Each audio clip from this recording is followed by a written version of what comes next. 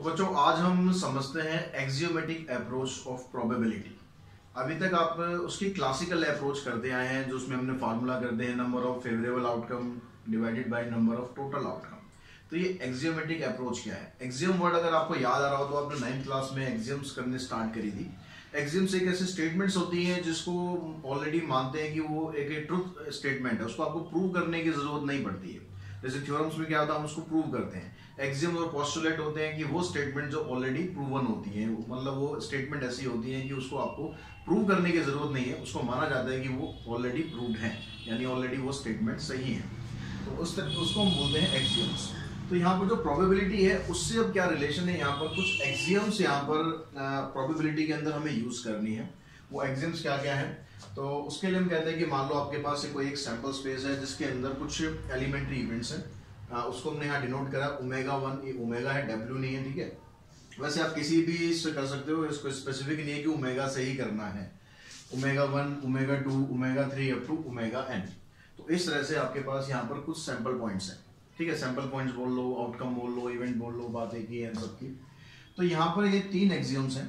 ये इसके अंदर 3 एक्सियम्स को हम यहाँ पर समझेंगे भी, उसको एग्जाम्पल के थ्रू समझेंगे कि ये तीनों एक्सियम किस तरह से आप प्रूव कर सकते हो। पहले मैंने एक्सियम के बारे में बता दूं। जो फर्स्ट एक्सियम है उसमें कहता है कि अगर आप किसी भी सैंपल पॉइंट की प्रोबेबिलिटी निकालते हैं, यहाँ पर चाहे आप ओमेगा 1 की निकालें या ओमेगा 2, ओमेगा 3, यानी इसको हमने यहाँ पर डिनोट किया ओमेगा आई से। आई मीन्स वहां पर आई की वैल्यू आप कुछ भी रख सकते हैं, 1, 2, 3, 4 कुछ भी रख सकते हैं। तो उसकी जो प्रोबेबिलिटी आएगी वो हमेशा 0 के बराबर होगी या उससे बड़ी हो सकती है, लेकिन 1 से हमेशा छोटी रहेगी या उसके बराबर हो सकती है, ठीक है। यानी जो प्रोबेबिलिटी होती है कभी भी नेगेटिव नहीं होती है और प्रोबेबिलिटी कभी भी 1 से ज्यादा नहीं होती है। इसको भी हम चेक भी करेंगे, इसको वेरीफाई भी करेंगे। सेकंड एक्सियम है यहाँ पर probability of omega 1 plus probability of omega 2, omega 3, इन सबकी जो प्रोबेबिलिटी होती है उसके अंदर मतलब जितने भी एलिमेंट्री इवेंट्स होते हैं, अगर हम इन सबको अलग अलग, ये सिंपल इवेंट्स होते हैं ओमेगा 1, ओमेगा 2, इनको क्या बोलते हैं? Elementary events. तो इन सब की अगर प्रोबेबिलिटी का आप सम करते हो तो वो हमेशा 1 के बराबर ही आता है। थर्ड एक्सियम कहता है for any event A probability of A equals to summation. ये सिग्मा का जो साइन होता है ये क्या शो करता है? सम को शो करता है। ये summation of probability of omega आई। अब यहाँ पर ओमेगा 1, ओमेगा 2, मतलब जितने भी आप इवेंट वहां पर यूज कर सकते हैं उतने इवेंट आप यूज करेंगे, तो उन सब की प्रोबेबिलिटी का सम इस एक इवेंट की प्रोबेबिलिटी के बराबर होता है। तो ये सारी चीजें हम एग्जांपल के थ्रू समझते हैं और अपना कॉमन एग्जांपल है डाइस का। तो डाइस का हम एग्जांपल लेते हैं। अब डाइस में जो सैंपल पॉइंट होते हैं आपके पास क्या क्या होते हैं? सैंपल स्पेस हो गए 1, 2, 3, 4, 5 एंड 6। ये टोटल इसके आउटकम हो गए। अब यहाँ पर जो पहली एग्जाम है अगर हम उसमें देखें तो अगर आप किसी भी इवेंट की प्रोबेबिलिटी निकालते हैं, किसी भी इवेंट की, सपोज मैं कहता हूँ कि मुझे प्रोबेबिलिटी ऑफ 1 चाहिए, तो जब आप डाइस को थ्रो करते हैं तो आपके पास 1 उसमें कितनी बार आता है, कितने आउटकम होते हैं? इसमें 1 आ सकता है, एक ही चांस होता है। तो उसकी प्रोबेबिलिटी अगर आप निकालेंगे, जो हमारा फार्मूला है, क्लासिकल जो फार्मूला है, 1/6 number of favourable outcome divided by total number of outcome. तो इसकी जो प्रोबेबिलिटी हमने निकाली क्या आएगी? 1/6। अगर आप किसी और की प्रोबेबिलिटी निकालते हैं, मान लो आप कहते हैं कि प्रोबेबिलिटी ऑफ 2, तो इसकी प्रोबेबिलिटी निकालेंगे, ये भी क्या आएगी? 1/6। ऐसे प्रोबेबिलिटी ऑफ 3 अगर निकालते हैं 1/6, प्रोबेबिलिटी ऑफ 4 ये भी 1/6, प्रोबेबिलिटी ऑफ 5 ये भी 1/6 और प्रोबेबिलिटी ऑफ 6 निकालेंगे तो ये भी 1/6 आ गई। यानी आप यहाँ पर जो प्रोबेबिलिटी देख रहे हैं तो कोई भी प्रोबेबिलिटी ऐसी नहीं है कि वो 0 से कम आ जाए, नेगेटिव नहीं आ सकती, और कहीं भी ऐसा नहीं हो रहा है कि प्रोबेबिलिटी आपकी 1 से ज्यादा आ जाएगी, ठीक है, चाहे आप किसी भी तरह का इवेंट करते हैं। और जो प्रोबेबिलिटी 0 आती है वो हम ऑलरेडी पिछली उसमें हम डिस्कस भी कर चुके हैं। तो इवेंट कौन से होते हैं? इम्पॉसिबल इवेंट होते हैं, जहाँ पर पॉसिबिलिटी नहीं होती कुछ भी होना। जैसे अगर हम यहाँ पर बात करें कि हम कहते हैं भाई गेटिंग नंबर 7, तो 7 तो उसमें आ ही नहीं सकता, तो वो इवेंट इम्पॉसिबल इवेंट होता है और उसकी प्रोबेबिलिटी हमेशा 0 के बराबर होती है। ऐसे अगर हम श्योर इवेंट की बात करते हैं, श्योर मतलब जहां पर कंफर्म होता है कि ये 100% होगा ही होगा। अगर हम कहते हैं कि नंबर गेटिंग लेस देन 7, तो यहाँ पर सारे के सारे नंबर ही लेस देन 7 है, तो उन सभी की आप प्रोबेबिलिटी निकालते हैं। यानी प्रोबेबिलिटी ऑफ इम्पॉसिबल इवेंट की अगर आप बात करेंगे तो इसकी जो प्रोबेबिलिटी होती है हमेशा ये 0 के बराबर होती है, और जो श्योर इवेंट होता है, जो कंफर्म है, जिसकी श्योरिटी 100% है कि वो तो होगा ही होगा, इसकी प्रोबेबिलिटी हमेशा 1 के बराबर होती है। ठीक है, तो हम वापस अपनी एग्जाम पे आते हैं। तो हमारी ये वाली जो पहली एग्जाम है, यहाँ से आप इसको वेरीफाई कर सकते हो कि जितनी भी प्रोबेबिलिटी आप निकालोगे किसी भी इवेंट की, वो 0 और 1 के बीच में ही आएगी। अगर हम सेकंड एग्जाम की बात करें, सेकंड एग्जाम में कहता है कि probability of omega 1, omega 2, omega 3, इन सब की प्रोबेबिलिटी का अगर आप सम करते हैं तो वो किसके बराबर आएगा? 1 के बराबर आएगा। अब देखिए यहाँ पर ओमेगा 1 हमारा ये है, omega 2, omega 3, omega 4, omega 5, omega 6, इन सब का आप सम करो। सम करने पर देखो यहाँ पर क्या आ रहा है? 1/6, सभी की 1/6 है यहाँ पे, तो 1/6 को 6 टाइम्स मल्टीप्लाई करना है आपको। तो आपका क्या बनेगा? 1/6 को आपने 6 से मल्टीप्लाई कर दिया, क्या आ गया? 1 आ गया। ठीक है, 1/6 प्लस 1/6 प्लस 1/6 प्लस 1/6, यानी सबका सम करेंगे तो किसके बराबर आएगा? ये 1 के बराबर आएगा। तो यहाँ से आपकी जो सेकंड एक्सियम है ये भी यहाँ पर वेरीफाई हो जाती है। अगर हम यहाँ पर मान लो कोई एक इवेंट लेते हैं, suppose let A be an event, let A be the event for getting even number. तो अगर यहाँ पर हमने एक इवेंट लिया इवन नंबर, अब इवन नंबर यहाँ से अगर आप देखोगे कौन कौन से इवन नंबर होंगे, तो आपके पास इवन नंबर होंगे 2, 4 एंड 6। यानी इसकी अगर आप प्रोबेबिलिटी फाइंड करते हो, प्रोबेबिलिटी ऑफ ए, क्या आ गया यहाँ से? 3 सैंपल पॉइंट आए आपके पास, 3/6, यानी प्रोबेबिलिटी आ गई इसकी 1/2। अब हम इसको अगर इस राइट हैंड साइड की तरफ से अप्रोच करें, यहाँ पर क्या कर रहा है? Summation of probability of omega आई मतलब जो भी आप यहाँ पर पुट कर दें, तो यहाँ पर इसके हिसाब से क्या होगा? Probability of omega 2, omega 1 plus probability of omega 2। अगर मैं यहाँ पर वैसे 1, 2, 3 लिख रहा हूँ, लेकिन अगर हम इसके हिसाब से बात करें, हम इसको ओमेगा 1 ले लेते, इसको ओमेगा 2, इसको ओमेगा 3, इस तरह से ले लेते, तो आप यहाँ पर सीधा ऐसे भी लिख सकते हो ताकि आपको कंफ्यूजन ना हो। यहाँ 2 आ गया, यहाँ 4 आ गया और यहाँ पर 6 आ गया। ठीक है, अब यहाँ से जो इन सब का आप सम करेंगे तो सम को देखते हैं कितना आता है। तो ओमेगा 2 की प्रोबेबिलिटी कितनी है? 1/6। इसकी प्रोबेबिलिटी कितनी है? इसकी भी 1/6, और इसकी प्रोबेबिलिटी कितनी है? 1/6। तो 1/6, 1/6, 1/6, यानी टोटल आ गया आपके पास 3/6। इसको आप सॉल्व करेंगे तो ये भी 1/2 आ गया। यानी जो प्रोबेबिलिटी ऑफ ए थी वो किसके बराबर हो गई? वो इन सब के सम के बराबर हो गई। तो यही हमारी थर्ड एक्सियोम में जो कह रही है कि यहाँ पर जो ए इवेंट होता है उसकी प्रोबेबिलिटी हमेशा, उसमें जो भी इवेंट आप यूज करेंगे, 2 करें, 4 करें, 10 करें, उन सब के प्रोबेबिलिटी के सम के बराबर होगी। तो यहाँ तक आई थिंक आपको समझ में आ पाया होगा कि यहाँ पर एक्सियोमेट्रिक अप्रोच प्रोबेबिलिटी की क्या है। अब हम बात करते हैं कुछ इक्वली लाइकली आउटकम्स। तो probability of equally likely outcome की अगर हम बात करें तो सबसे पहले हम समझते हैं कि भाई इक्वली लाइकली आउटकम क्या है, ये क्या चीज के बारे में बता रहा है कि इक्वली लाइकली क्या है। जैसे आप कोई कॉइन को टॉस करते हैं, अब कॉइन को टॉस करते हैं तो क्या होता है, आपके पास क्या चीज आती है? या तो हेड आता है या टेल आता है, यानी दोनों के जो चांसेस है आने के वो क्या होते हैं? बराबर चांसेस होते हैं। नॉर्मली हम किसी जब गेम को स्टार्ट करते हैं तो कॉइन को ही टॉस करते हैं, कॉइन को टॉस करके डिसाइड करते हैं कि भाई कौन सी टीम पहले क्या करेगी। उसका रीजन क्या है? उसका रीजन यही होता है कि वो इक्वली लाइकली आउटकम होता है, यानी दोनों टीमों के पास इक्वल चांस होता है कि वो हेड आएगा या टेल आएगा, जो भी वो डिमांड करते हैं उसके अकॉर्डिंग। तो इसीलिए हम उससे डिसाइड करते हैं कि भाई कौन सी टीम पहले क्या करेगी, जो भी गेम होता है उसके अकॉर्डिंग। तो जैसे हम डाइस थ्रो करते हैं, डाइस में क्या होता है? आपके पास 6 सैंपल पॉइंट होते हैं, तो उन 6 सैंपल पॉइंट की सभी की आने की जो प्रोबेबिलिटी होती है वो बराबर होती है। तो इस तरह की इवेंट जिसमें हमेशा जो आउटकम के आने के जो चांसेस होते हैं ना वो एक जैसे रहें, बराबर हैं, किसी भी चीज का इफेक्ट उसके ऊपर ना पड़े, तो उस तरह के इवेंट्स को हम बोलते हैं इक्वली लाइकली आउटकम। अब आप सोच रहे होंगे भाई सारे आउटकम तो इक्वली लाइकली होते ही हैं। नहीं, ऐसा नहीं है कि सारे आउटकम इक्वली लाइकली हों। सपोज मान लो आपके पास कोई ऐसी डाइस है कि जिसमें कुछ 6 फेसेस होते हैं डाइस के, तो 6 फेसेस अगर हम यहाँ पर बनाएं तो मैं उसको मान लो ऐसे दिखा दूँ, इस तरह से 6 फेस दिखा देंगे। ये 1, 2, 3, 4, 5 फेस हो गए, छठा फेस यहाँ पर ऊपर दिखा देते हैं हम यहाँ पर। ठीक है, वैसे शो करने के लिए, दिखाने के लिए। अगर मैं कह दूं कि भाई मेरे पास जो डाइस है वो कुछ खास डाइस है, मैंने स्पेशली डाइस बनवाई है कि इसमें भाई 3 बार ऐसा है कि यहाँ पर 6 आता है, बाकी यहाँ पर 1 आता है, 2 आता है और 3 आता है। तो जब मैं यहाँ पर गेम खेलूंगा तो क्या होगा? क्या सभी के आने के चांसेस बराबर रहेंगे?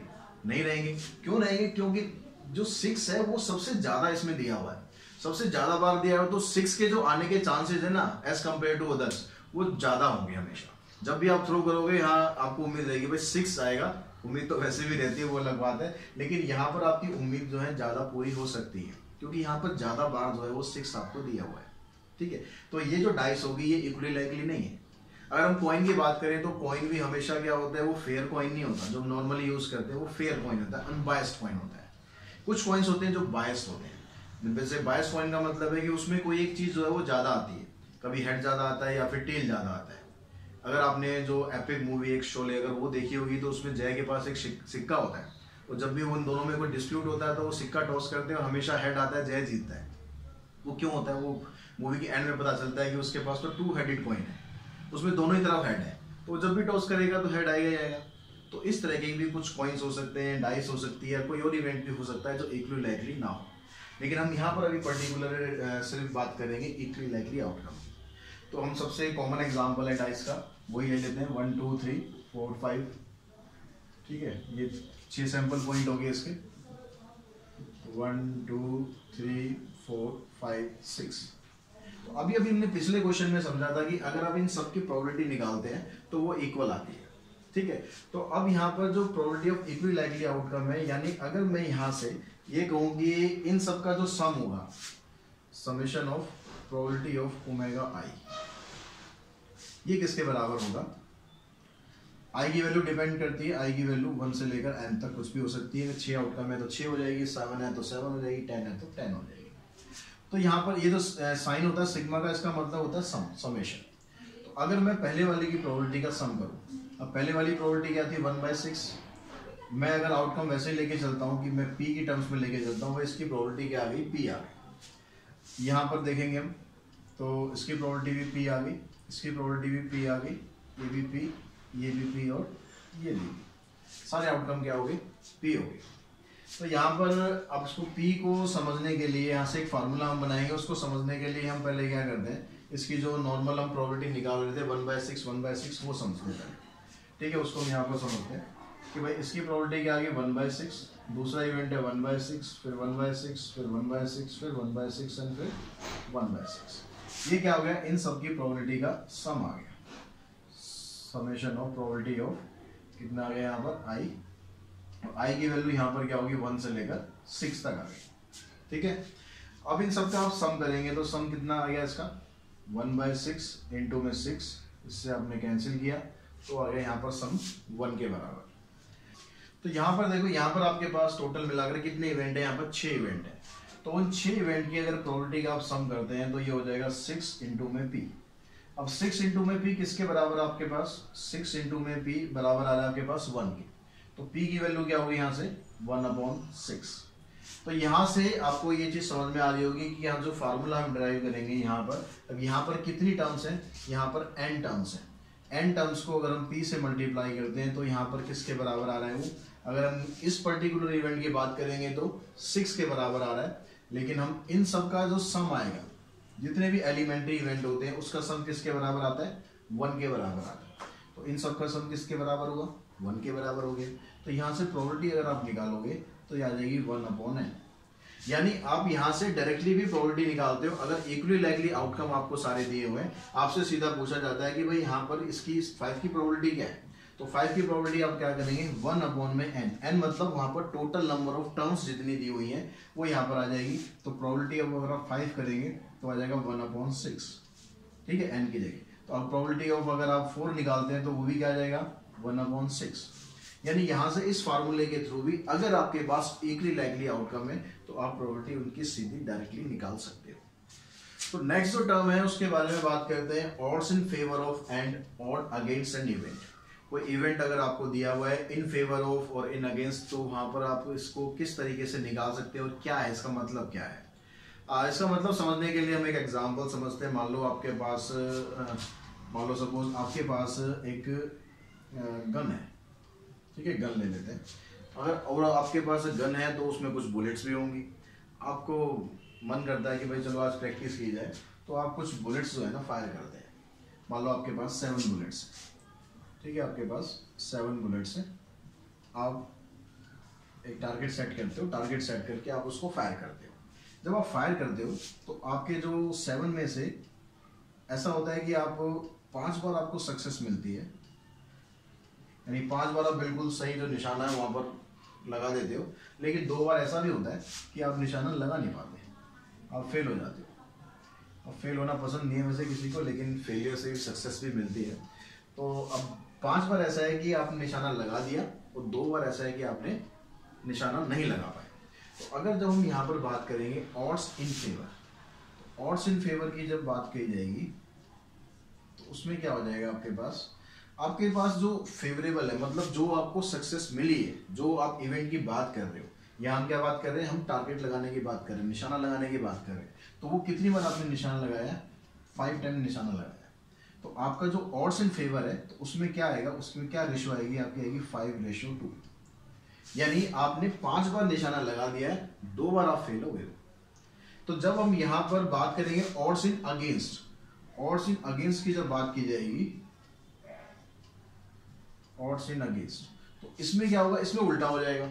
अगेंस्ट मतलब आप जो फेलियर करेंगे वो केसेस आपके पास पहले आ जाएंगे और ये वाले केस आपके बाद में आ जाएंगे। ठीक है, फेवर का मतलब होगा कि जो भी इवेंट के बारे में बात की जा रही है उसकी रेशो आपको पहले लिखनी है और जो फेल हो गया उसकी रेशो बाद में लिखनी है। और यहाँ पर क्या होगा, जिसमें आपने निशान जो ऑड इन अगेंस्ट की जब बात करेंगे तो उल्टा कर देना है, जो फेलियर केस है वो पहले आ जाएगा और जो सक्सेस है वो आपकी बाद में आ जाएगी। तो अब ये समझने के बाद अगर हम समझते हैं कि अगर आपको इसकी प्रोबेबिलिटी पूछ ली जाए कि प्रोबेबिलिटी ऑफ इवेंट ई, तो प्रोबेबिलिटी ऑफ ई क्या बन जाएगा आपके पास, जो फेवर में केस होता है वो आपको ऊपर रखना है 5 में, उन दोनों का फिर आपको सम कर देना है कि 5 + 2 = 7, यानी 5/7। तो इस पर्टिकुलर केस में इसकी प्रोबेबिलिटी बन जाएगी 5/7। तो अगर हम इसको पर्टिकुलर से बात करें कि यहाँ तो हमने जब 5 और 2 ले लिया था, अगर आपके पास जो सक्सेस के केस है, अगर आपके पास सक्सेस मिलती है A टाइम्स और फेलियर होता है B टाइम्स, तो इसका मतलब ऑड्स इन फेवर क्या बन जाएगा आपके पास, ऑड्स इन फेवर ये हो जाएगा A/B and odds in failure, odds in failure हो जाएगा B/A। और अगर प्रोबेबिलिटी की हम बात करेंगे, प्रोबेबिलिटी ऑफ इवेंट आ जाएगी A/A + B। तो इस तरीके से आप यहाँ पर इसकी प्रोबेबिलिटी फाइंड कर सकते हैं जब भी आपको ऑड्स इन फेवर या ऑड्स अगेंस्ट के बारे में आपसे बोला जाएगा। ठीक है, यहाँ पर फेलियर की जगह अगेंस्ट वर्ड यूज करेंगे। अब इसके बाद बात करते हैं प्रोबेबिलिटी ऑफ इवेंट नॉट ई। अगर कोई इवेंट हो ही नहीं रहा है, अगर इवेंट नहीं हो रहा तो उसकी प्रोबेबिलिटी आप कैसे निकाल सकते हैं, इसको आप डिनोट करेंगे प्रोबेबिलिटी ऑफ नॉट ई। इसको आप ई डैश से भी डिनोट कर सकते हैं, या आप इसको ऐसे ई के ऊपर ऐसे बार भी लगा सकते हैं, या ई कॉम्प्लीमेंट भी आप यूज कर सकते हैं। ठीक है, जैसे मर्जी आप यूज करें, तीनों का मतलब ये है कि नॉट ई। अब ये नॉट ई की जो प्रोबेबिलिटी है वो कैसे निकालेंगे, सपोज ये समझो कि आपके पास एक ये वेन डायग्राम, जो प्रोबेबिलिटी होती है उसका टोटल सम की हमने बात करी, उसका टोटल सम क्या होता है, हमेशा 1 के बराबर होता है। तो ये पूरा जो ये बॉक्स है यहाँ पर, ये इसकी वैल्यू क्या है, इसकी वैल्यू हमेशा 1 के बराबर आएगी जब भी प्रोबेबिलिटी का केस होगा। अब एक इवेंट इसमें ई आ गया, ये तो ये इवेंट ई हो गया। हमें क्या करना है, हमें ये नहीं चाहिए, हमें ये वाला नहीं चाहिए। नॉट ई का मतलब क्या है कि ई उसमें नहीं होना चाहिए। तो हम क्या करेंगे, जो पूरा का पूरा आपके पास जो वैल्यू है प्रोबेबिलिटी की, पूरी वैल्यू कितनी है, 1। तो प्रोबेबिलिटी ऑफ नॉट ई का फार्मूला क्या बनने वाला है, 1 माइनस, उसमें से क्या करेंगे, जो ये इवेंट ई था इसकी प्रोबेबिलिटी माइनस कर देंगे, क्योंकि ये हमें नहीं चाहिए। नॉट ई का मतलब है ये हमें नहीं चाहिए, ये हमें नहीं चाहिए तो हम इसको हटा देते हैं। तो टोटल में से हम इसको हटा देते हैं, ये बन जाता है probability of not E, probability of E sorry. तो ये आपका एक फार्मूला बन जाएगा, probability of not E = 1 minus probability of E. तो इस तरीके से आप ये सब फार्मूले यहाँ पर समझ लेंगे। तो हम आगे इसके क्वेश्चन करते हैं एक्सरसाइज में, जहाँ से आपको और इसकी क्लैरिटी होती जाएगी। तो बच्चों जो फर्स्ट क्वेश्चन है, उस फर्स्ट क्वेश्चन में कहता है dice thrown once, what is the probability of getting, कुछ पार्ट्स आपको दिए हुए, तो मैं यहाँ पर बारी बारी से पार्ट्स को रीड करता जाऊंगा, उसकी प्रोबेबिलिटी हम डिस्कस करते जाएंगे। अगर आपको क्वेश्चंस देखने हैं तो उसके लिए भी आप टेंशन ना कीजिए। अगर आपके पास ML अग्रवाल बुक है तो वेल एंड गुड, अगर नहीं भी है तो आप टेलीग्राम पे जाइए, उसका लिंक डिस्क्रिप्शन बॉक्स में आपको मिल जाएगा और वहाँ पर इसकी पूरी PDF आपको मिल जाएगी इस चैप्टर की। वहाँ से आप क्वेश्चन को भी देख सकते हैं कि हम किस क्वेश्चन को किस तरह से डिस्कस कर रहे हैं। तो यहाँ पर जो सबसे पहला आप काम क्या करना है आपको कि डाई को भी जब एक बार हम थ्रो करते हैं तो उसका जो सैंपल स्पेस होता है वो सैंपल स्पेस आप बना लें। तो सैंपल स्पेस इसका क्या आ गया आपके पास 1 2 3 4 5 and 6। अब अगर इसके फर्स्ट पार्ट की बात करते हैं, फर्स्ट पार्ट में कहता है कि एक prime number, probability of A prime number. अब यहाँ पर प्राइम नंबर कौन से हैं वहाँ पर हम पहले आउटकम लिख लेते हैं। अब यहाँ पर आउटकम लिखेंगे तो पहला आउटकम आपका प्राइम नंबर में क्या आ गया 2 आ गया, 3 आ गया और 5 आ गया। तो 3 आउटकम आ गए, यानी जो इसकी प्रोबेबिलिटी है वो क्या बन जाएगी, प्रोबेबिलिटी ऑफ, मैं सदा ई लिख देता हूँ, आप अंदर ऐसे लिख सकते हैं प्रोबेबिलिटी ऑफ प्राइम नंबर या सिंपली ई भी लिख दोगे कोई दिक्कत नहीं है। तो यहाँ कितने इवेंट आ गए आपके पास 3 इवेंट आए, तो 3/6 यानी आपका आंसर आ गया 1/2। सेकंड पार्ट की अगर हम बात करें तो सेकंड पार्ट में क्या कहता है, ए नंबर ग्रेटर देन और इक्वल्स टू 3। ग्रेटर देन और इक्वल्स टू 3 कौन से नंबर है, इसमें 3 इंक्लूड करना है क्योंकि इक्वल्स टू उसने बोल दिया, भूलना मत उसे। तो 3 भी लेना है आपको, 4 लेना है, 5 लेना है और 6 लेना है। ये चारों नंबर ऐसे हैं जो ग्रेटर देन और इक्वल्स टू 3 के बराबर हैं। तो इसकी जो प्रोबेबिलिटी है वो क्या है आपके पास 4/6। ये आंसर आ जाएगा आपका 2/3। नेक्स्ट में कहते हैं नंबर लेस देन और इक्वल्स टू 1। लेस देन और इक्वल्स टू 1। अब 1 से छोटा तो इसमें कोई नंबर है ही नहीं, तो लेस वाला तो केस भूल जाओ। इक्वल्स टू बोल दिया 1, तो यानी एक नंबर तो लेना ही पड़ेगा आपको, ये वाला 1। तो थर्ड पार्ट में क्या हो गया आपके पास, एक ही इवेंट बनता है 1। इसके हिसाब से इसकी जो प्रोबेबिलिटी है वो क्या आ जाएगी आपके पास 1/6। फोर्थ पार्ट में कहता है नंबर ग्रेटर देन 6। 6 से बड़ा नंबर कोई है क्या यहाँ पर, 6 से बड़ा नंबर कोई नहीं है, कोई नहीं है तो मतलब नल सेट आ गया। नल सेट मतलब इसके अंदर कोई इवेंट ही नहीं है। अगर नल सेट आ गया यानी इम्पॉसिबल इवेंट हो गया ये, तो इसकी जो प्रोबेबिलिटी है वो आ गई आपके पास 0 के बराबर। फिफ्थ पार्ट में कहता है number less than 6। Number less than 6। 6 से छोटे कौन कौन से, 1 भी छोटा है, 2 भी छोटा है, 3 4 5। तो कितने नंबर है आपके पास यहाँ पर 5 आउटकम आ गए। तो इसकी प्रोबेबिलिटी आप निकालेंगे, तो इसकी प्रोबेबिलिटी आ गई आपके पास 5/6। क्लियर होगी बात यहाँ तक फर्स्ट क्वेश्चन में।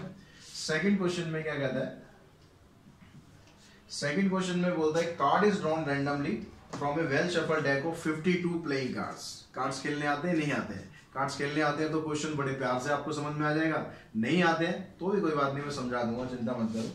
तो what is the probability of drawing A diamond. पहले ये सब कार्ड समझने से पहले एक बार मैं इसका एक छोटा सा चार्ट बना देता हूँ ताकि आपको क्लियर हो जाए कि कार्ड्स में क्या क्या होता है। देखिए टोटल जो कार्ड्स होते हैं 52 कार्ड्स होते हैं, ये तो सबको पता ही होगा। अब उन 52 कार्ड्स में से 26 कार्ड होते हैं रेड और 26 कार्ड होते हैं ब्लैक।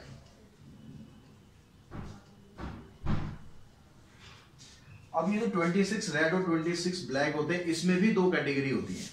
जो ये रेड कार्ड होते हैं इसमें 13 कार्ड होते हैं आपके हार्ट के और 13 कार्ड होते हैं डायमंड के।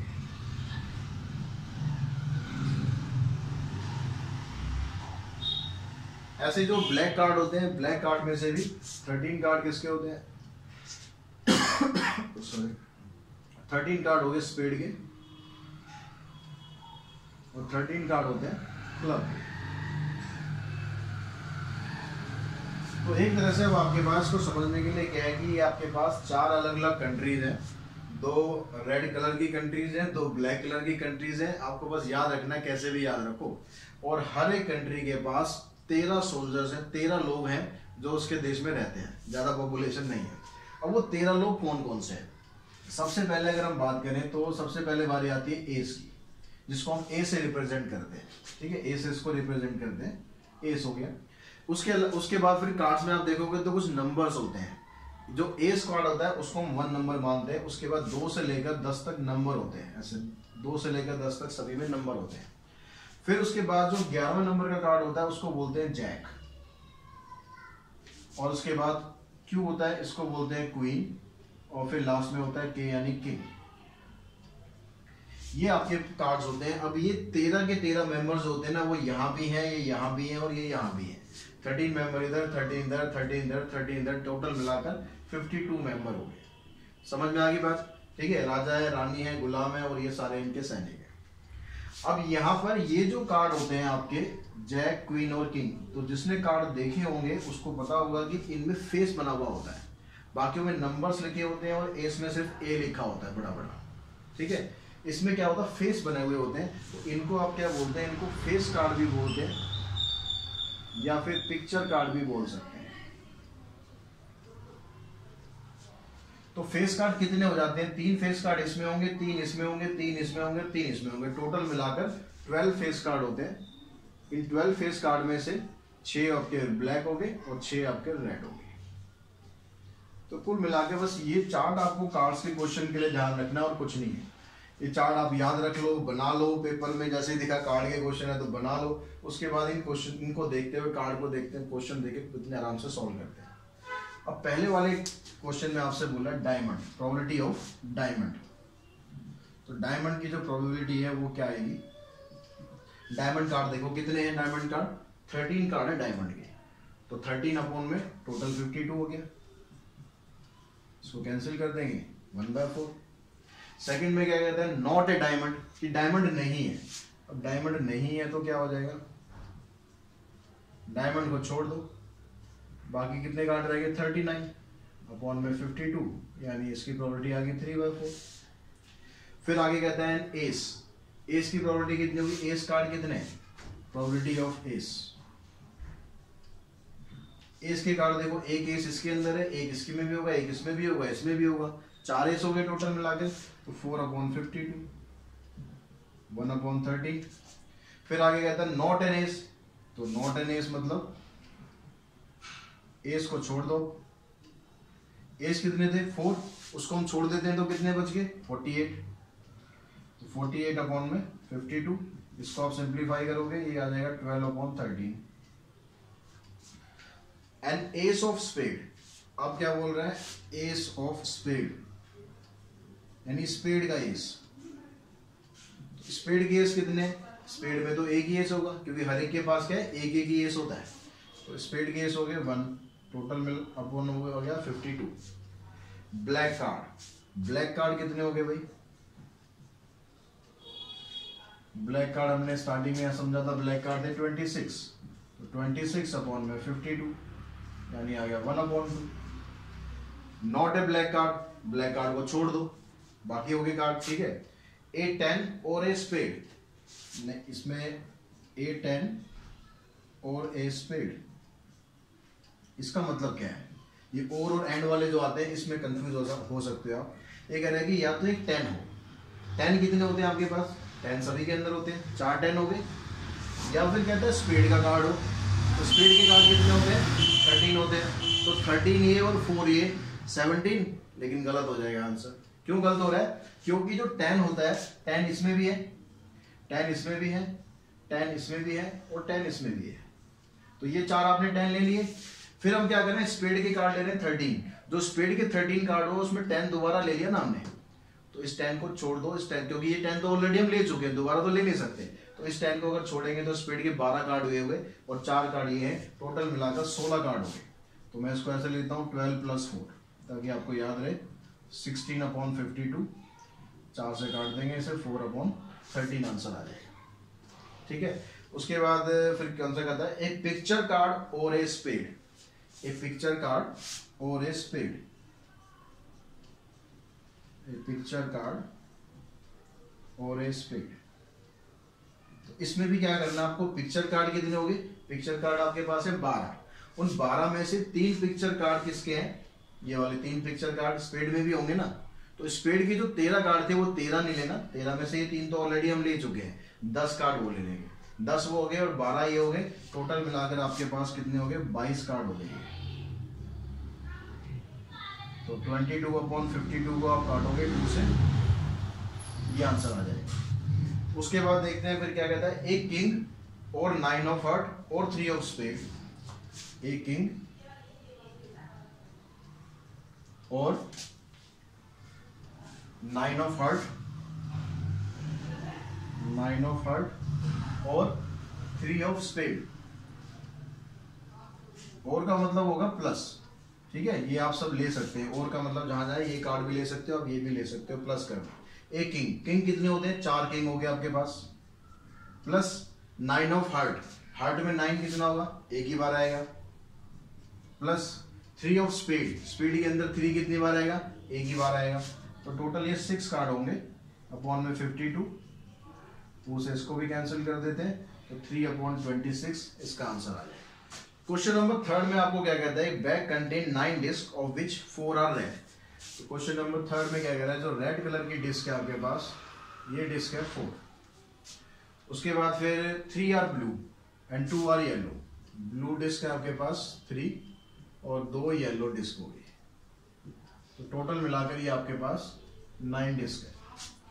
अब यहाँ पर कहता है disc are similar in the shape and size, इनकी जो शेप साइज है वो एक जैसा है। If a disc is drawn from the bag then what is the probability that it is a red. तो रेड डिस्क की प्रोबेबिलिटी क्या आ जाएगी, रेड डिस्क होगी आपके पास 4, टोटल है 9, तो 4/9, ये आंसर आ गया। सेकंड पार्ट में कहता है प्रोबेबिलिटी ऑफ येलो डिस्क कितनी है 2, टोटल हो गया यहाँ पर 9, तो 2/9। उसके बाद ब्लू की कितनी होगी, प्रोबेबिलिटी ऑफ ब्लू होगी 3/9, इसको कैंसिल कर देंगे 1/3।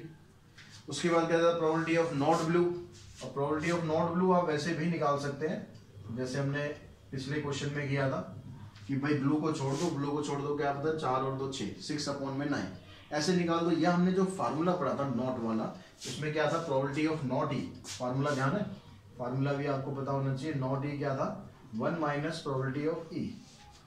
तो जब आप नॉट ब्लू कह रहे हो तो नॉट ब्लू को आप ऐसे भी कर सकते हो 1 माइनस प्रोबेबिलिटी ऑफ ब्लू, ऐसे भी लिख सकते हो। तो ये क्या आ जाएगा 1 माइनस 1/3, यानी आंसर आ गया 2/3। तो ऐसे भी निकाल सकते हो, या फिर ब्लू को छोड़ दो, इनको काउंट करके ऐसे भी निकाल सकते हो। उसके बाद है इधर रेड और येलो, मतलब या तो रेड हो या फिर येलो हो। तो रेड वाली भी लेनी है और येलो वाली भी लेनी है। रेड वाली कितनी है 4, येलो की कितनी है 2 डिवाइडेड बाय 9, तो 6/9, यानी इसका आंसर भी आ गया आपके पास 2/3। क्लियर होगी बात यहाँ तक। क्वेश्चन नंबर 4 में कहता है letter is chosen at random from the word assassination. एक वर्ड आपको दिया हुआ है यहाँ पर असैसिनेशन,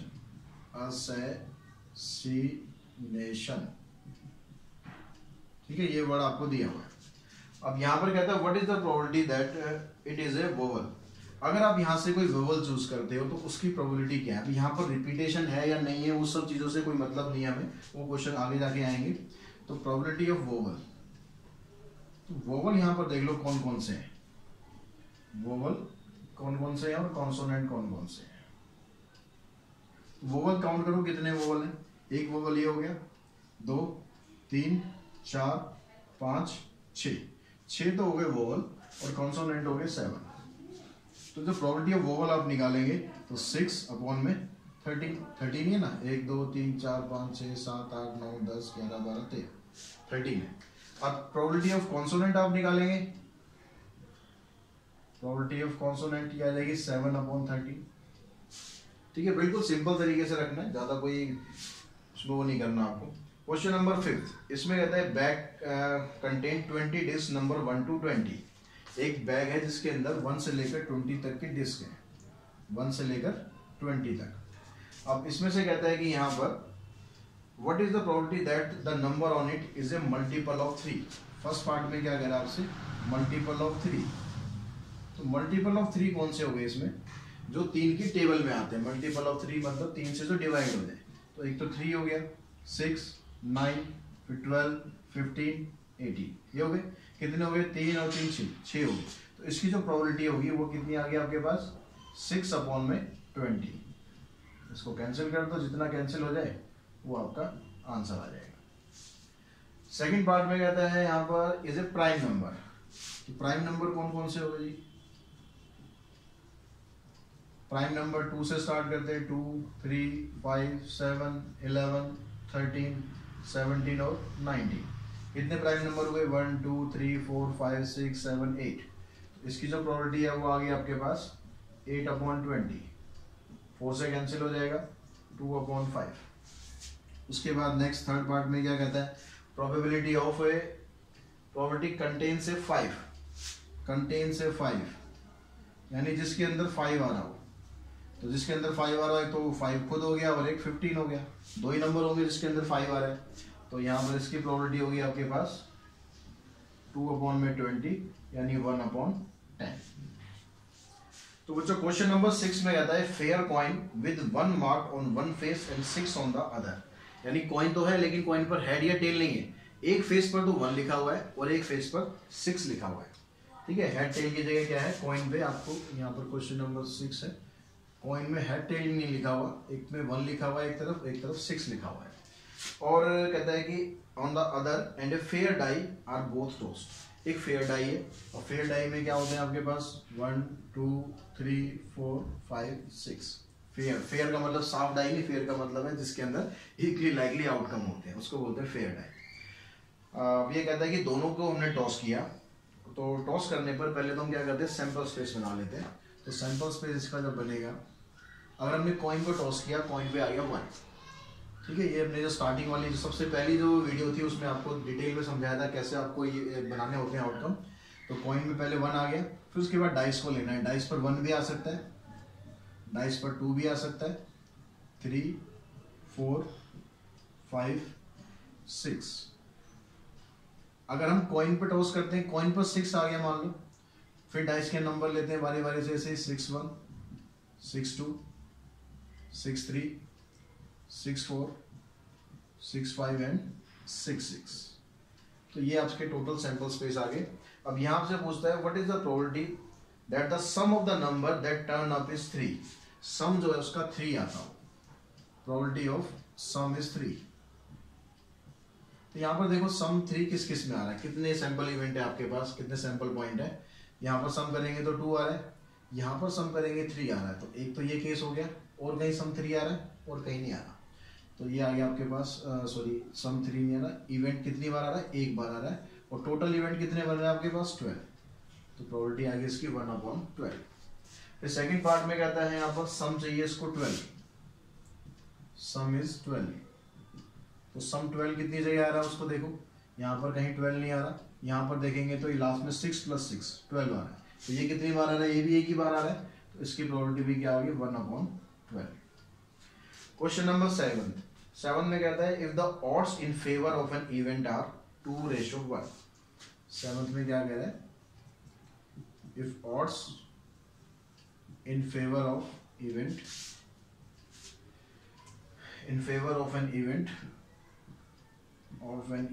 आर 2:1, तो what is the probability of its happening. तो प्रोबेबिलिटी ऑफ इवेंट क्या होगा, और प्रोबेबिलिटी ऑफ इवेंट का हमने फार्मूला पढ़ा था इसमें A/A + B। ए क्या था यहाँ पर in favour, odds in favour. Odds in favour कितना है आपके पास 2, नीचे क्या है 2 + 1, यानी आंसर आ गया इसका 2/3। क्वेश्चन नंबर 8 में क्या कहता है, क्या है एक बैग है, उसके अंदर 8 रेड डिस्क है और X ब्लू डिस्क है। 8 तो होगी रेड और ब्लू डिस्क होगी आपके पास X। ठीक है, अब the odds against drawing a blue disc are 2/5। Odd against में दी हुई है आपको, ऑड्स अगेंस्ट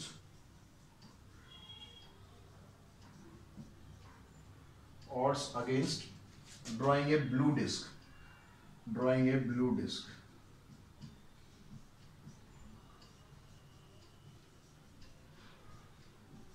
कितनी दी हुई है आपको 2:5।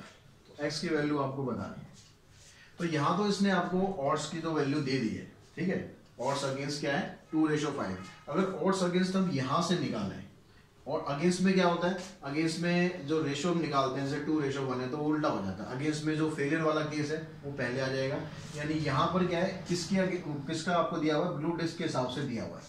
तो इसके अगेंस्ट में जब आपको लेना है तो आपके पास ऊपर आएगा 8, क्योंकि यहाँ पर ब्लू नहीं निकल रही, नॉट ब्लू कितनी है 8 है, तो ये आएगा ऊपर अगेंस्ट में और ब्लू आ जाएगा नीचे। समझ में आ रही ना बात। अगर फेवर में होता है तो जो इवेंट के बारे में बात की जाती है वो उसकी वैल्यू ऊपर आती है, और जो नहीं होता है उसकी वैल्यू नीचे आ जाती है। लेकिन जब अगेंस्ट की हम बात करें, क्योंकि आपको अगेंस्ट की वैल्यू दे रखी है 2:5, तो अगेंस्ट में क्या करेगा, जिस इवेंट की हम बात कर रहे हैं, किसकी, ब्लू की बात कर रहे हैं, तो ब्लू क्या होगा, नीचे आएगा, और जो ब्लू नहीं होगा वो ऊपर आ जाएगा। इसको आपको रखना है इसके बराबर 2/5 के बराबर। इसको आप क्रॉस मल्टीप्लाई करें, 8 5 40 इक्वल्स टू 2x। तो यहाँ से 2 की x की वैल्यू निकालेंगे तो x की वैल्यू आ जाएगी 40/2 यानी 20 आ जाएगी। तो इस तरीके से हम क्वेश्चन नंबर 8 तक इस पार्ट में कर लेते हैं, क्योंकि क्वेश्चंस में काफ़ी ज़्यादा है। बाकी के क्वेश्चन हम नेक्स्ट पार्ट में लेंगे, नहीं तो ये वीडियो बहुत लंबी होती जाएगी।